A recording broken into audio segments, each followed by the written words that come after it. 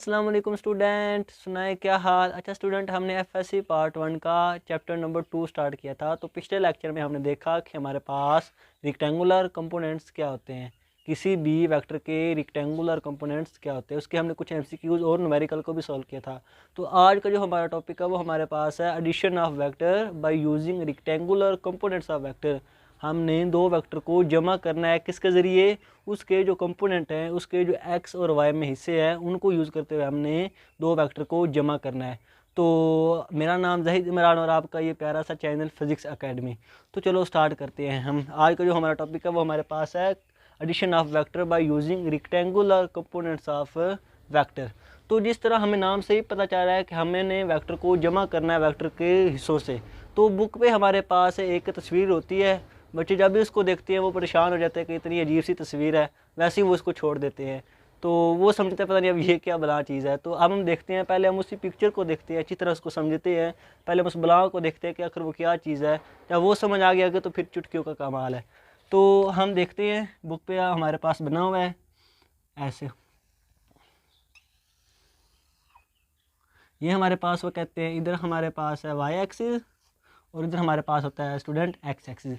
वो कहते हैं कि हमारे पास एक वेक्टर है ए, ये वाला, और एक वेक्टर है स्टूडेंट हमारे पास ये वाला। इसको उन्होंने बी का नाम दे दिया, इसको उन्होंने ए का नाम दे दिया। स्टूडेंट आपने ध्यान से समझनी है, बिल्कुल इजी है, बहुत ही आसान है, बस आपने ध्यान से समझना है। अब हमने पीछे पढ़ा था कि हम वेक्टर को शिफ्ट कर सकते हैं, लेकिन किस डायरेक्शन में, उसकी क्या शर्त है, वो सिर्फ और सिर्फ शिफ्ट होगा हमारे पास पैरेलल डायरेक्शन में। तो ये वाला वेक्टर अब शिफ्ट होकर इधर आ जाएगा, तो ये वाला वेक्टर आ गया हमारे पास इधर। इसका वही नाम था हमारे पास बी वेक्टर, ये वेक्टर है। अब हमें पता है हेड टू टेल रूल से कि जब भी हमने वेक्टर को रिजल्टेंट फाइंड करना होता है तो हम उसकी टेल से स्टार्ट करते हैं और हेड पर जाकर मिला देते हैं। तो वो हमारे पास होता है रिजल्टेंट वेक्टर, जो कि किसके इक्वल था, R is equal to A plus B. जब हमने ए और बी को जमा किया तो हमारे पास आ गया ये रिजल्टेंट वेक्टर। अब ये तो था हमारे पास हेड टू टेल रोल का मेथड, जिसके ज़रिए हम दो या दो से ज़्यादा वेक्टर को जमा कर सकते हैं। अब हमने देखना है, हमने समझना है कि वेक्टर को किस तरह उसके कंपोनेंट को यूज़ करते हुए हम जमा कर सकते हैं। ये तो simply head to tail rule था। अब हमने कंपोनेंट को देखना है, तो सबसे पहले हम ए वेक्टर के कंपोनेंट देखेंगे, फिर बी के देखेंगे, तो उसके बाद हम उनको जमा कर देंगे। तो हमारे पास जिस तरह ये R is equal to A plus B आया है, उसी तरह का हमारे पास रिजल्टेंट वेक्टर आएगा। तो जब हम देखते हैं कि ए के हमारे पास कितने हिस्से होंगे, ए वेक्टर का एक हिस्सा एक्स में होगा। हमने पढ़ा था कि जब भी कोई वेक्टर ए एक्स एक्सिस के साथ एंगल बनाएगा तो उसके दो हिस्से हो जाएंगे, एक उसका एक्स में, दूसरा उसका वाई में। अब हम उसके वो दो हिस्से देखने लगे हैं। जो ए का एक्स में हिस्सा होगा उसको हमने नाम दे दिया ए एक्स, और इसी ए का जो हमारे पास वाई में हिस्सा होगा उसको हमने नाम दे दिया ए वाई। तो इसको हम शिफ्ट कर सकते हैं वेक्टर को, तो वो हमारे पास आ जाएगा इधर, इधर आ जाएगा ए वाई। ये तो था हमारे पास ए वेक्टर के हिस्से, एक उसका हिस्सा एक्स में हो गया, दूसरा उसका हिस्सा वाई में हो गया, उसको हमने शिफ्ट कर दिया पैरेलल डायरेक्शन में। ये तो था ए का हिस्सा। अब हम देखते हैं कि बी के कितने हिस्से होंगे। हमारे पास जो बी वेक्टर है उसके कितने हिस्से होंगे, उसके भी ज़ाहिर बात है दो हिस्से होंगे, एक उसका एक्स में होगा, दूसरा उसका वाई में होगा। अब हम देखते हैं बी में जो उसका हिस्सा होगा वो हमारे पास होगा बी एक्स, ये हमारे पास उसका हिस्सा बी में है। और इसी तरह जो उसका बी वेक्टर का वाई में हिस्सा होगा उसको हमने इधर दोबारा शिफ्ट किया, तो वो हमारे पास आ जाएगा बी वाई, और ये हमारे पास इक्वल है ए वाई के, ए वाई के। तो ये हमारे पास ऐसे इधर आ गया, ये वेक्टर नीचे आ गया बी एक्स। तो इसी तरह ए वेक्टर का जो एक्स एक्स में हिस्सा था वो ए एक्स था और वाई में ए वाई था। इसी तरह बी वेक्टर का एक्स में हिस्सा बी एक्स था और वाई में उसका हिस्सा बी वाई चला गया। अब ए एक्स और ए जो ए बी एक्स होगा वो हमारे पास होगा आर एक्स के इक्वल। ये हम देखेंगे कि ये कैसे आ गया, और ये हमारे पास हो जाएगा आर वाई के इक्वल। तो ये तो थी हमारे पास पिक्चर, जिसको स्टूडेंट देख के डर जाते हैं कि आखिर पता नहीं ये क्या चीज़ है। कुछ भी नहीं है स्टूडेंट, हमने दो वेक्टर लिए, उनको पहले हेड टू टेल रूल से जमा किया, लेकिन हमारा काम ये था कि हमने उसको जमा करना है by using components of vector. हमने उस वेक्टर के कंपोनेंट को यूज़ करके उस वेक्टर को जमा करना था। फिर हमने क्या किया, सिंपली उन वेक्टर के कंपोनेंट देखे, और जब हमने कंपोनेंट देखे तो वो ए एक्स और बी एक्स उस दोनों वेक्टर के एक्स में हिस्से थे, और ए वाई और बी वाई उस बी दोनों वेक्टर के वाई में हिस्से थे। अब हम देखते हैं कि हमारे पास रिजल्टेंट कैसे आता है। जिस तरह ये R is equal to A plus B है, इस तरह का रिजल्टेंट आर वेक्टर हमारे पास किस तरह आता है। तो ये कहते हैं कुछ भी नहीं हमारे पास, वो कहेंगे कि जो आर रिजल्टेंट वेक्टर होगा ये वाला, वो कहते हैं कि ये इक्वल होगा आर एक्स के और आर वाई के। ये वो कह रहे हैं, सिंपली इतनी सी बात है कि जो रिजल्टेंट वेक्टर हमारे पास जिस तरह ए प्लस बी को जमा करने से आया, उसी तरह का रिजल्टेंट होगा हमारे पास आर एक्स और आर वाई को जमा करने से। ये हमारे पास आर एक्स आई में होगा और ये हमारे पास वाई में होगा। अब आर एक्स और आर वाई क्या है, यही तो बात है ना, आर एक्स और आर वाई हमारे पास क्या है। तो सिंपली कुछ भी नहीं, आर एक्स हमारे पास जो दोनों वेक्टर का एक्स एक्सिस में हिस्सा था, अगर उनको जमा करें तो हमारे पास बनता है आर एक्स। इसी तरह उन दो वेक्टर का जो वाई में हिस्सा बना था, अगर हम दोनों को जमा करें तो वो हमारे पास बन जाता है आर वाई। स्टूडेंट दोबारा सुन ले, क्या, अगर हम उन दोनों वेक्टर का एक्स एक्सिस में जो हिस्सा है उनको जमा करें तो वो क्या बनेगा, आर एक्स। और उन्हीं दो वेक्टर का जो हमारे पास वाई में हिस्सा गया, ए वाई और बी वाई, अगर हम उन दोनों को जमा करें तो वो हमारे पास बनेगा आर वाई।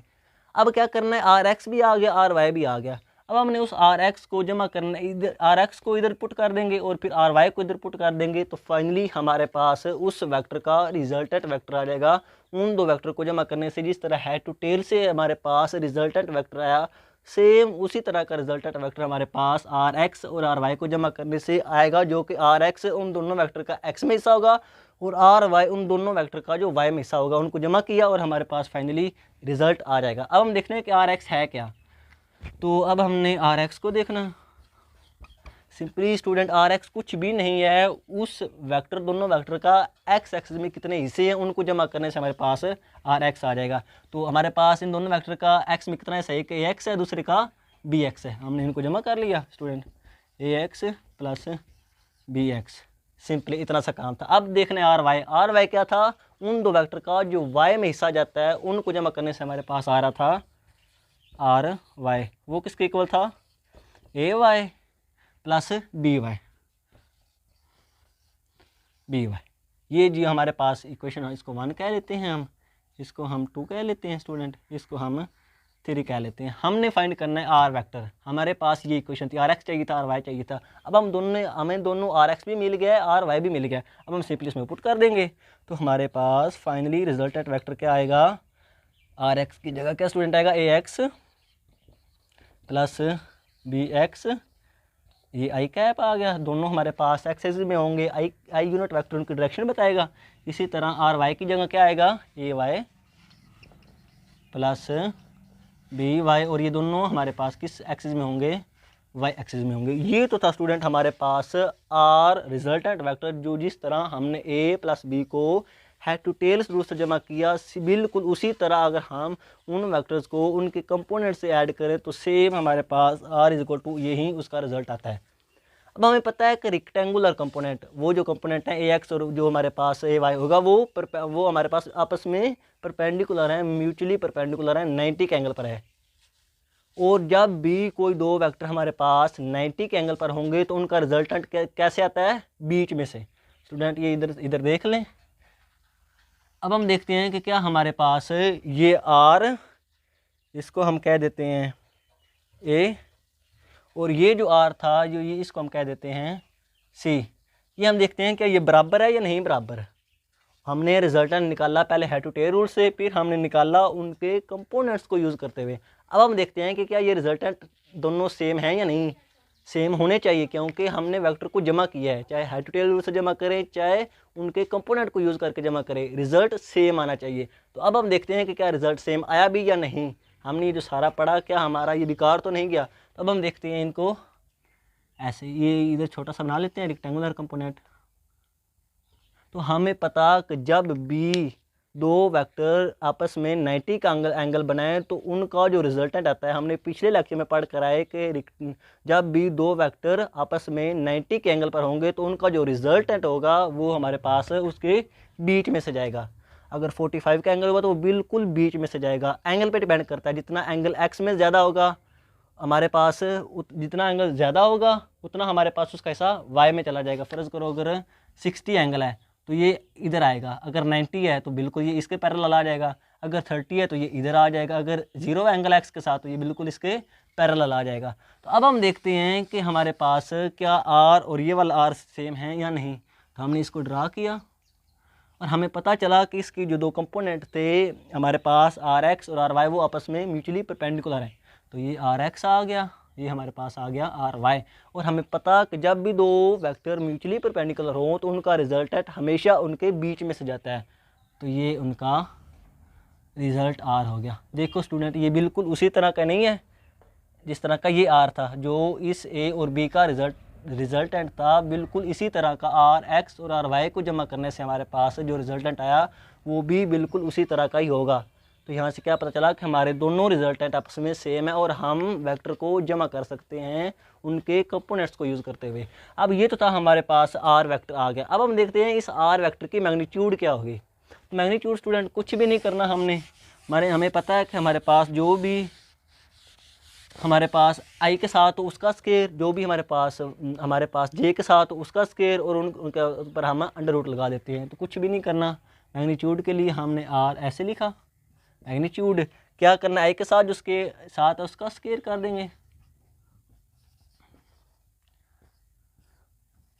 और हमारे पास जो जे के साथ है उसका स्केयर कर देंगे, और फिर उन सब का स्केयर करके हम ऊपर अंडर रूट लगा देंगे। तो ये उस आर की मैग्नीट्यूड आ जाएगी। ये जो हमारे पास रिजल्टेंट वेक्टर आया था उसकी मैग्नीट्यूड हम इस फार्मूले से निकालेंगे। स्टूडेंट, हम इस addition of vector by component से एक से ज़्यादा भी वेक्टर को जमा कर सकते हैं, सिर्फ दो को ही नहीं, दो से ज़्यादा भी। अगर उनकी मैग्नीट्यूड निकालनी तो इधर क्या करेंगे, ऐसे जमा करते जाएँ उनके हिस्से। हमारे पास सी एक्स है, जितने भी हमारे पास वेक्टर हो ऐसे हम उनको जैसे जमा करते जाएंगे, उनका स्केयर ले लेंगे। इसी तरह हम ए वाई में भी हमारे पास जमा करते जाएंगे, तो हमारे पास जितने भी वेक्टर हो हम उनको जमा कर सकते हैं by using the components of vector. ये तो था उस रिजल्टेंट वेक्टर की मैग्नीट्यूड। अब हमने देखना है कि जब भी दो वेक्टर कंपोनेंट उनके परपेंडिकुलर थे तो रिजल्टेंट बीच में से गया, ज़ाहिर बात है वो एक्स के साथ कुछ ना कुछ एंगल तो बना रहा होगा ना, या बीच में जाएगा तो ये एंगल तो बनाएगा ना। अब हमने इस एंगल को देखना है। तो एंगल कुछ भी नहीं होगा, हमारे पास सिंपली होगा R Y over R X, और इधर आ जाएगा tan इनवर्स। हमेशा स्टूडेंट हमारे पास एंगल ऐसे ही होगा tan इनवर्स। अगर tan को यूज़ करना है तो y और x को आपस में डिवाइड कर दें, y कंपोनेंट को डिवाइड कर दें आर एक्स से, तो हमारे पास एंगल आ जाएगा। और अब हमने सिंपली इसी तरह वैल्यू पुट कर देनी है। tan इनवर्स आर वाई हमारे पास क्या था, A Y plus B Y, और आर एक्स क्या था, ए एक्स प्लस बी एक्स। अगर एक से ज़्यादा वेक्टर होंगे तो कुछ नहीं करना, प्लस आगे जमा करते जाना है। तो इसी तरह हम उस रिजल्टेंट वेक्टर का एक्स एक्सिस के साथ एंगल भी फाइंड कर सकते हैं कंपोनेंट को यूज़ करते हुए। तो स्टूडेंट, ये तो था हमारे पास रेक्टेंगुलर कंपोनेंट्स ऑफ वेक्टर, और इनको यूज़ करके हमने क्या किया, दो या दो से ज़्यादा वेक्टर को जमा कर दिया। अब हम देखते हैं कि हमें क्यों ज़रूरत पड़ी इसकी, क्या वजह थी कि हमें कंपोनेंट को यूज़ करके ही वेक्टर को जमा करना पड़ा। तो स्टूडेंट, हमने पीछे देखा कि हमने हेड टू टेल रूल से भी जमा किया था वेक्टर को, और सेम रिज़ल्ट आया जो हमारे पास कंपोनेंट में आया था। तो इसको हम इसलिए यूज़ करते हैं स्टूडेंट, अगर हमारे पास जब हम पैदल चलते थे तो उसके बाद हमने क्या किया, सबसे पहले हमने साइकिल ईजाद की। अब ये तो नहीं कि हम साइकिल ईजाद करके रुक गए उधर ही के बस अब हमारा काम हो गया है, अब हमें पैदल नहीं चलना पड़ेगा। इसके बाद हमने वो सारी हमारे पास डिवाइसेस को ईजाद किया जो कि हमारे लिए हेल्पफुल थी। इसी तरह जब हमने हेड टू टेल रूल से दो वेक्टर को जमा किया तो सिर्फ हमने उस पर ही इक्तफा नहीं किया, हम उससे आगे भी बढ़े। हमने कहा कि और भी मेथड हो सकते हैं वेक्टर को जमा करने के लिए। तो जब हमने देखा, हमने कंपोनेंट पढ़े वेक्टर के, तो हमें पता चला कि हम वेक्टर के कंपोनेंट्स को भी यूज़ करते हुए दो या दो से ज़्यादा वेक्टर को जमा कर सकते हैं। वेक्टर के कंपोनेंट को यूज़ करते हुए हम 2 या 2 से ज़्यादा वेक्टर को जमा कर सकते हैं और उनका जो आंसर है वो बिल्कुल हूबहू उसी तरह का ही आता है जिस तरह हमने हेड टू टेल रूल में पढ़ा था। तो इसीलिए हमें ये रेक्टेंगुलर कंपोनेंट्स ऑफ वेक्टर और इस वेक्टर को जमा करना पड़ा कंपोनेंट को यूज़ करते हुए, क्योंकि जितने मेथड होंगे उतने ही हमारे लिए आसानी होगी। तो ये था स्टूडेंट हमारे पास आज का लेक्चर। आई होप आपके सारे कंसेप्ट क्लियर होंगे। आज के लिए इतनी काफ़ी। इंशाल्लाह मिलेंगे हम अगली वीडियो में। ओके, अल्लाह हाफिज़।